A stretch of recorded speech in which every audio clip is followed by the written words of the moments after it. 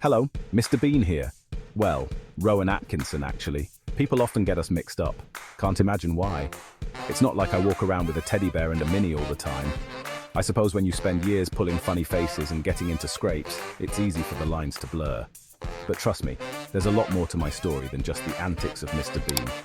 Behind the rubber face and the slapstick humor, there's a journey filled with hard work, dedication, and a deep love for comedy. Before the teddy bear and the mini, I was just a lad from Newcastle with a penchant for making people laugh. My early days were filled with curiosity and a desire to entertain. It all started with silly voices and clumsy antics, much to my parents' amusement, or maybe it was just relief that I wasn't causing too much trouble. Those early days were the foundation of my comedic journey. Little did I know, those early attempts at humor would blossom into a lifelong passion, leading me on a journey more incredible than I could have ever imagined. From school plays to comedy clubs, each step was a learning experience. Join me as I reminisce about the ups and downs, the laughter and the lessons learned on my path from ordinary bloke to the rubber-faced goofball you know as Mr. Bean. It's been a wild ride, full of unexpected turns and unforgettable moments. So buckle up and let's dive into the story behind the man who brought Mr. Bean to life. Growing up in Newcastle was, well, normal. I was a quiet kid, a bit of a daydreamer. School was all right. Not my favorite thing, but I managed, except for speech class. That was a nightmare.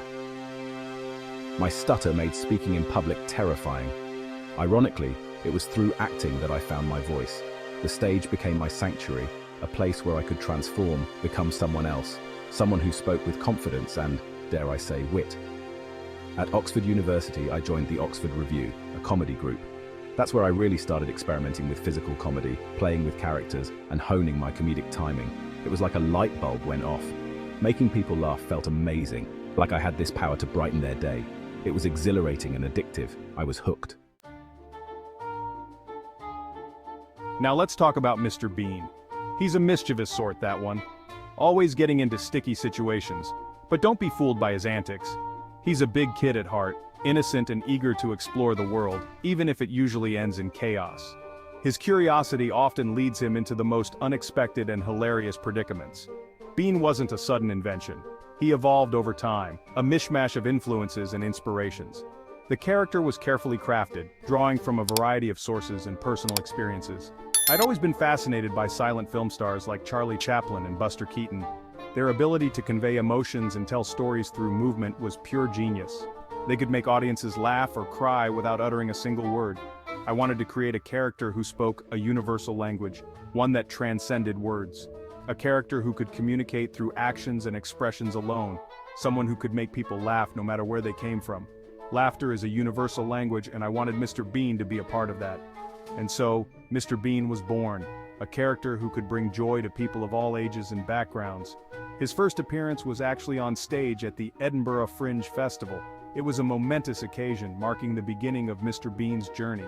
I remember the audience's reaction, the way they erupted in laughter at his every clumsy move and bewildered expression. It was an unforgettable experience. That's when I knew we had something special. The character resonated with people, and I realized that Mr. Bean had the potential to become a beloved figure in comedy. The transition from stage to television was a whirlwind. It was a completely different world, filled with new challenges and opportunities. The energy was electric, and the stakes were higher than ever before. Suddenly, millions of people were inviting Mr. Bean into their homes. It was surreal. Families gathered around their television sets, laughing together at the antics of this quirky character. It was as if Mr. Bean had become a part of their daily lives. The show was a global phenomenon, broadcast in over 200 countries and translated into countless languages. It was amazing to see how humor could transcend cultural and linguistic barriers, uniting people from all corners of the globe. Who knew a man making toast in a peculiar way could resonate with so many? It was the simplicity and relatability of these everyday moments that made Mr. Bean so endearing. People saw a bit of themselves in his clumsy yet charming actions. Award shows became a regular occurrence. The recognition was overwhelming, and each accolade felt like a testament to the hard work and creativity that went into the show. BAFTAs, Golden Globes, you name it, Mr. Bean seemed to collect them like souvenirs. Each award was a reminder of the impact the character had on audiences worldwide. Mr. Bean seemed to collect them like souvenirs. The shelves were filled with trophies, each one representing a milestone in the journey of this beloved character. But the greatest reward was the laughter. The sound of people laughing, the sight of smiles spreading across faces, that was the true measure of success. Knowing that we were bringing joy to people all over the world, that was truly special. It was a reminder of the power of comedy to bring people together, regardless of their background or circumstances. From Buckingham Palace to the streets of Hong Kong, Mr. Bean had become a global icon. His influence was felt in every corner of the world, and his image was recognized by people of all ages. Mr. Bean had become a global icon.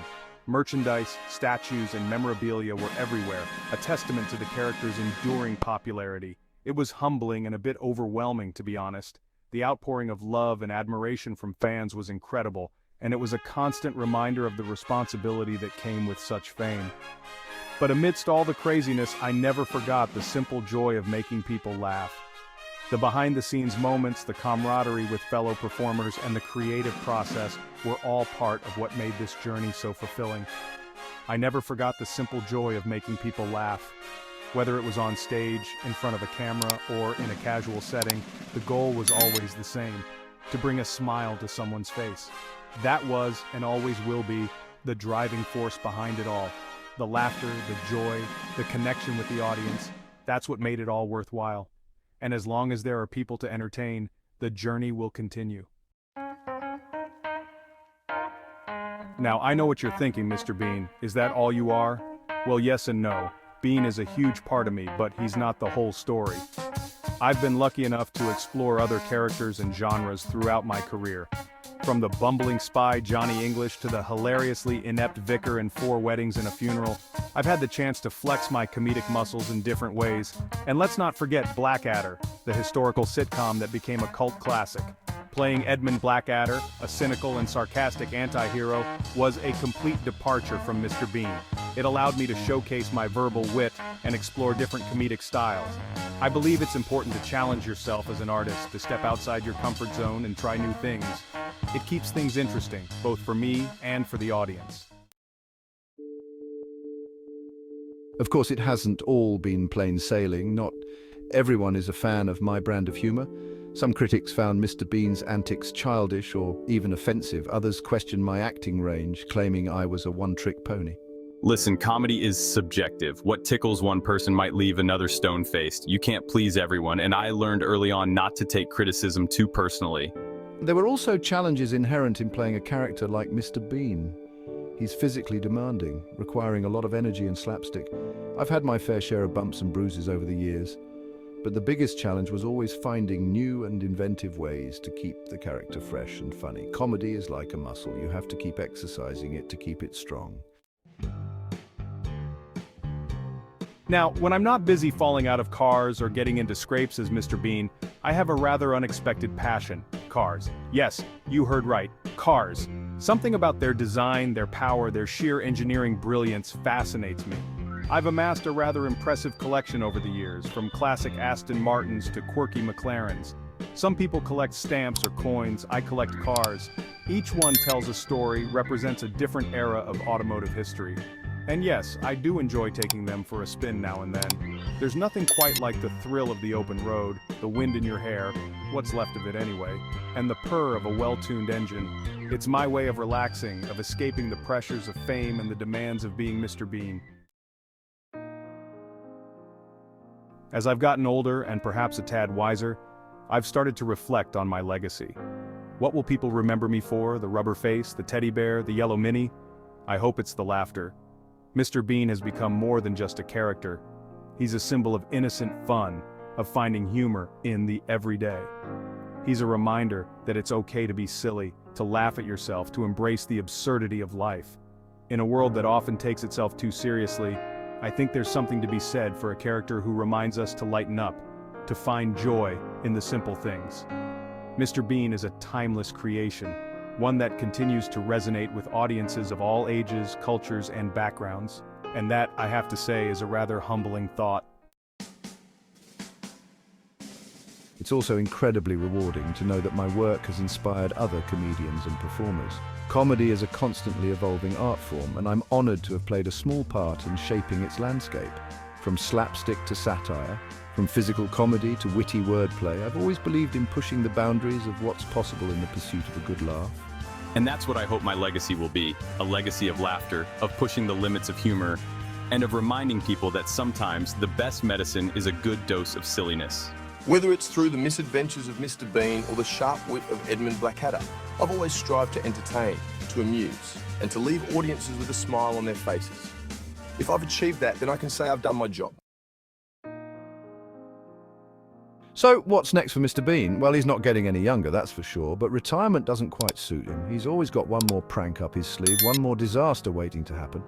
As for me, Rowan Atkinson, I'm content to keep exploring new creative avenues, whether it's on stage, screen, or behind the wheel of a fast car. But one thing's for certain, Mr. Bean will always hold a special place in my heart.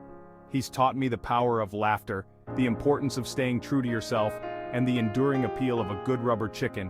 And who knows, maybe, just maybe, he'll be back for one more adventure. After all, you can never keep a good bean down for long.